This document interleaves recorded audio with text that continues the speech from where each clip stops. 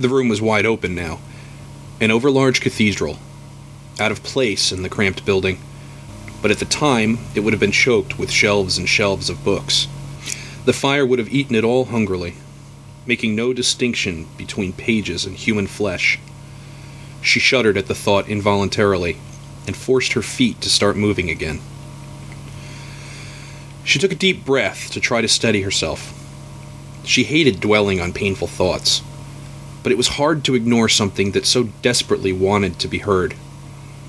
The screams of those dying as the heat cooked their organs and shut them down. The choked cries of the suffocating as the black smoke forced its way into their lungs and stripped them of their strength to fight. She knew those voices. She knew them well. When she reached the office, she realized she had tears in her eyes. She was being silly, she told herself. She wiped them away with her sleeve. This was not her childhood home. She was an adult, in a safe and well-constructed building. She took one more deep breath to make sure there was no further flutter in her voice, and picked up the receiver to call home. Henry picked up after the first ring. "Hello?" "Hey, baby," she exhaled, her relief palpable. "Hey, little rabbit. Where are you?" "Still at the high school," she said with a sigh. "We're stuck here for the night." "I had a feeling," he said. "The snow's really bad. You okay?" "Yeah, we'll be fine. One of the guys I work with brought a bunch of blankets and stuff. I just wanted to let you know what was going on so that you wouldn't worry." "Well, I'm going to worry anyway," he said. "Are you okay?" she asked him. "You have dinner and everything taken care of?" "Yeah, I'm a big boy. I can take care of myself." She smiled. "Gonna be bored as hell without you, though," he said. "Without anything short of a miracle, I'm gonna be off tomorrow. And the cable and internet are both out." "Read a book," she said, laughing. "Yeah, I guess. So what's it like up there?" "You mean is it a scary old cobweb-filled tomb with ghosts and ghoulies coming out of the walls?" she asked, taunting him. "Yeah," he said with a laugh. "Nah, it's just a building. The ghosts must have left town when everyone else did." In all fairness, it was a much different place when I was there. It was old and falling apart. "Right," she jived. "And I was a kid." "Right." "Okay, Miss Bravey McBravepants.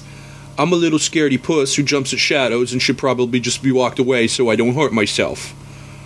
"Well, as long as you're aware of it," she said, laughing outright now. "I wish you'd been there to hold my hand and change my diaper when I wet my little pants." Okay, she laughed, tears in her eyes again, but this time from mirth. "If you keep it up, I'm gonna wet mine." "Gonna miss you tonight, little rabbit," he said in a much more serious tone. "I already do, babe," she said with a sigh. "I wish I was home cuddled up with you." "Well, if you were here, I wouldn't have to complain about the internet being out. I could be playing with you instead." "Oh, yeah?" she said in her most seductive tone. "Yeah," he said. "In fact, what are you wearing?" "I'm nibbling your ear softly." "Stop," she laughed. "After the roads are plowed, will you come get me tomorrow? I don't want to have to go all the way back to the office first. And if you're going to be off tomorrow, I'd rather come straight home to see you." "Of course," he said. "Just call me when you know what's going on." "Okay, I will. I love you, little rabbit." "I love you too, sweetheart. Good night." "Good night." She put the receiver down, feeling an enormous weight had been lifted from her shoulders. Began to make her way back to the office.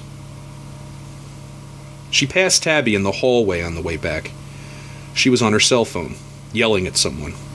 From the sound of the conversation, it was her daughter. But Annie made a conscious effort not to listen in. Just the sound of that woman's voice was enough to put her on edge, and she was too uplifted by her conversation with Henry to be pulled back down into anxiety. She pulled open the door to the main office to find the boys, arms loaded with pillows and blankets. "Let me give you a hand," she said as she approached them. "No need," Rob said, hiking his load across his back. "The phone still working?"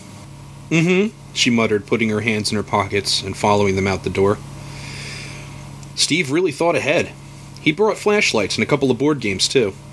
She beamed in Steve's direction, but his surly disposition was unchanged. "You okay staying here overnight?" Rob was asking her. She shrugged, taking her eyes off Steve. "Yeah, I know what you mean," he said. "Not the most welcoming place in the world." It's just a building, she said for the second time. I think it's going to be interesting, Anton said, catching up with them. Now I do really wish I had brought that Ouija board or something. I wouldn't go quite that far, she said, frowning. I mean, why go looking for trouble? His grin widened. I'd like to get a look in that basement. It's the only part of the building that's from the original structure. What about you, Rob? She asked him, noticing the uncomfortable look on his face. Do you believe in all this stuff? No, he said, but somehow she didn't believe him. You've been listening to Ambuscade, Book 1 of The Pain Chaser, written and performed by Patrick E. Malloy. If you like what you've heard, you can buy your own copy of the book at www.patrickemalloy.com. That's Patrick, the letter E, M-O-L-L-O-Y. All music for this production was written and performed by Raymond Jelly. And I'd also like to personally thank fellow writer-podcaster Nathan Lowell for all his help in getting this production started. Until next time.